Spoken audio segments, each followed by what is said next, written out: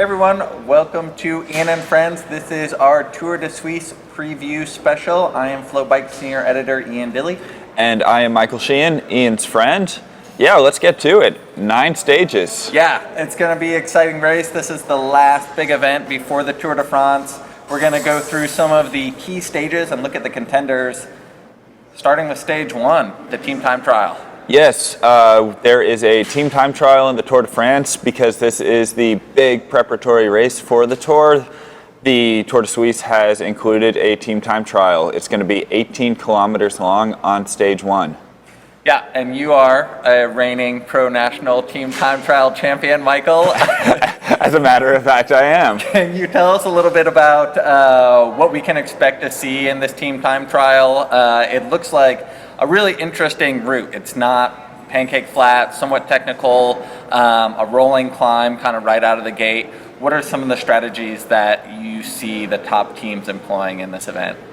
Oh, every team is going to go into it with a different game plan. There are a lot of different roster types at the Tour de Suisse because honestly, there really is a stage for everybody. So there are some teams kind of built around sprinters at the Tour de Suisse this year, and then there are other teams built around the GC Tour de France hopefuls.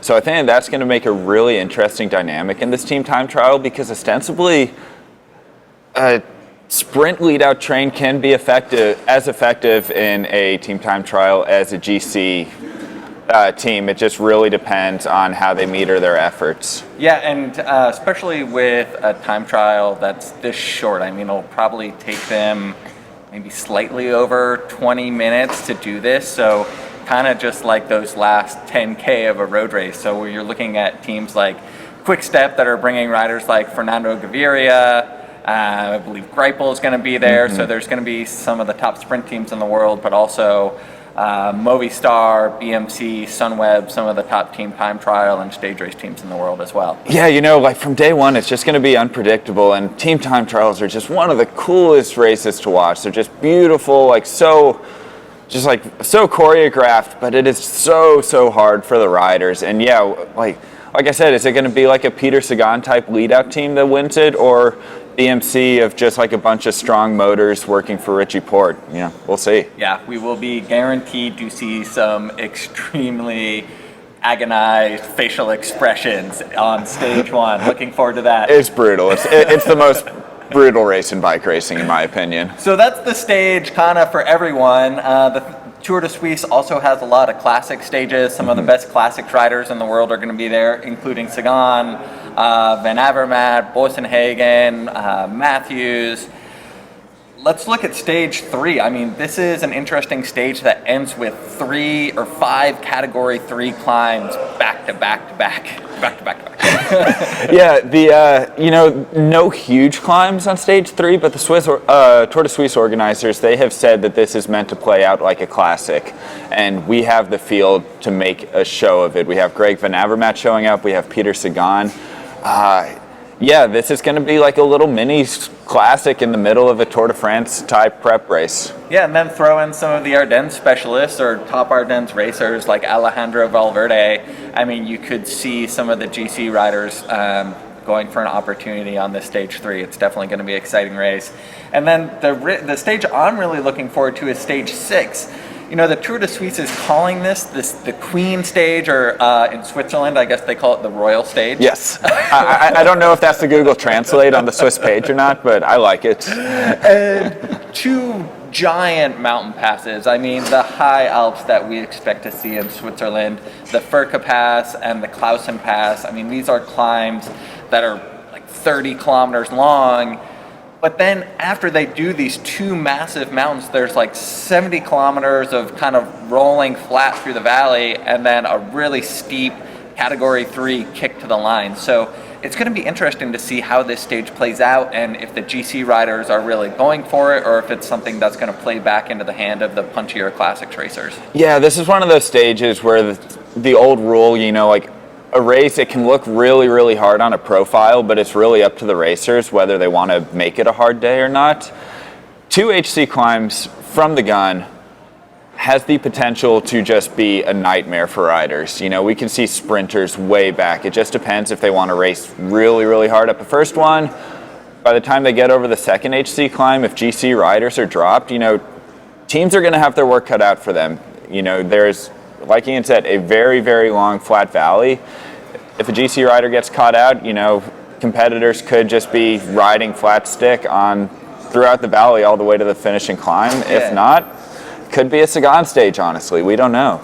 And we're going to get it more into the contenders at the Tour de Suisse, but one of the highlights for both of us is that this is the first time we're going to see the Moviestar Power team, the three amigos. We'll see if they're amigos after the Tour de Suisse. Mikel Landa, Nairo Quintana, and Alejandro Valverde. And this could be a stage where they launch some sort of, you know, long-range assault. Do you chase Landa if you're, you know, pulling Valverde and Quintana up the mountain pass? There's going to be so much. And can we just go ahead and talk about this Moviestar team? Let's talk about it. Yeah, this is a dynamic that I've wanted to see in bike racing since, like, pretty much since Moviestar signed Landa at the end of last year.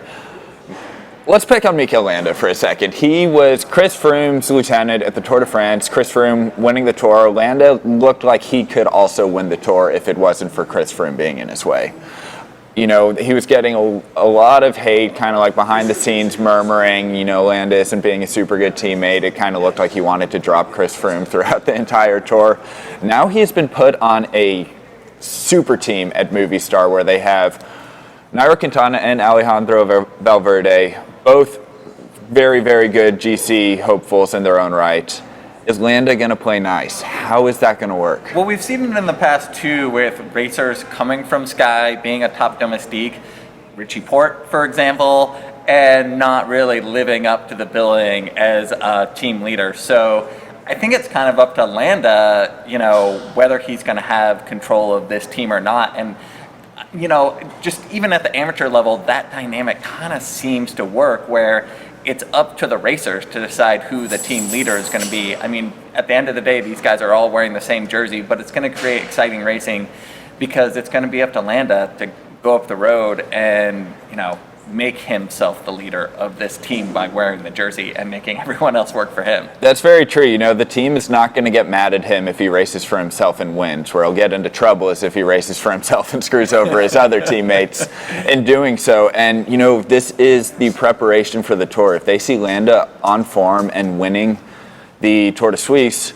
then that makes him the leader at the Tour de France, honestly, and that is a really, really big incentive. You know, are Valverde and Quintana going to sit by and just let that happen? I don't know.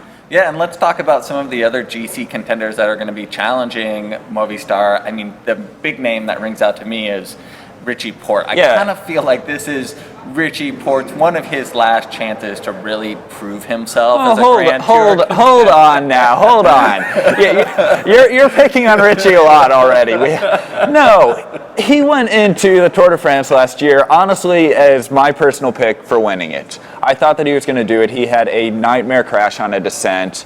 Basically, watching that crash, it reminded me of Taylor Phinney's crash at US Pro Nationals a few years ago. Like, thankfully, Richie didn't completely shatter his leg in a million pieces, but it could have ended that way. He's been a little bit slow coming back from that, understandably so. I think he is working his way back to that form that he had last year, and I see no reason why he can. He just got third at Romandy. Why can't he win? Richie Porte has always been everybody's favorite pick for a Grand Tour, and I like Richie Porte. I mean, he is a tenacious racer, punchy, he has searing attacks, but he's just never put it together for a Grand Tour. He hasn't been off Sky for that long. It's been a while. I don't know about that. And so, yeah, I mean, it's up to BMC. I mean, they're sort of everybody's new favorite team to pick on, and, you know, like, they are sort of coming in maybe more of an underdog role with Van Garderen. I believe we just saw Rohan Dennis is going to be at this race. Yeah, he is following up after the Giro. Very good ride by him. They're going to have a strong team, and this race is important for BMC. Two factors are going into that, really. One, They have two major Swiss sponsors, being ASOS and BMC Bikes, both Swiss companies, so they want a presence at Tour de Suisse. They want to be successful for those two companies. Also, they need a title sponsor. I think that there's going to be a fire lit under BMC. They are coming in with a really, really strong team, and they're going to need a result at this Tour. Yeah, the other highlight for me is Rigoberto Uran. This is a guy that was second at the Tour de France last year. He hasn't really had a stellar year so far, and I feel like the Tour de Suisse is going to be his first opportunity to prove that he can be a contender at the Tour de France again. Yeah, Rigo's kind of like a funny little he's just a sleepy bike racer to me. Every once in a while he's just phenomenal, and we haven't seen him. He has not raced since the Ardennes. So really, really big question mark over his form right now. But yeah, pulled out the ride of his life last year at the Tour de France. He is obviously coming back to the Tour this year, hoping to improve on that placing. Yeah, big question mark, but he has the potential for big things. Yeah, I mean, it's interesting too, the GC lineup we're seeing at Suisse this year. Luckily, we have it on FloBikes because it seems like with being so, the way the schedule is working out, where it's 3 weeks from the Tour, a lot of the top GC guys are picking the Tour de Suisse over the Dauphiné this year as their sort of final preparation before the Tour de France. Yeah, the route's going to be exciting. We've talked about all the GC guys. We have a full lineup of sprinters. Like, who are we working with? We have Greipel, Gaviria, Kristoff, Michael Matthews, Arnaud Demar. This is there's a stage for everybody. On top of the Tour de France GC hopefuls, there's going to be sprint battles mixed in throughout the race. Yeah, and then you also have, the guys who are not necessarily pure sprinters, but they're still going to factor in these finishes, like Van Avermaet, Sagan, Wellens. The finishes of these races, and there's only one really truly flat sprint stage. And so if a sprinter like Gaviria wants to win one of these stages at the Tour de Suisse, they're going to have to be hanging on tooth and nail, probably to win out of a small group of maybe 30 to 40 riders. Not unheard of from someone like Gaviria, but someone like Kristoff or Greipel, it'll be interesting to see how much they're able to factor in these finishes. Yeah, unlike the Giro, there are going to be 3 stages at the Tour de Suisse that have descents to the finish line. So it really favors a rider like Sagan or Van Avermaet, who can get over a little Cat 3 climb and then just rip a descent down to the finish. How many stage wins does Sagan have under his belt at the Tour de Suisse? 15 stage wins. He's won almost 2 stages every year that he's done it, or more than 2, I guess. He's done it 7 times, 15 stage wins. One year he won 4 stages, and he wins all kinds of ways. We've seen him ride some of the top racers in the world off his wheel on a hill. We've seen him win a prologue time trial over Fabien Cancellara. We've seen him win bunch sprints over Mark Cavendish. So Sagan, after not having the best Tour of California, I don't believe he took any stage wins at the Tour of California, which was a first for him. I think he's going to come into the Tour de Suisse really looking to rip some legs off and show that he's on form for the Tour de France.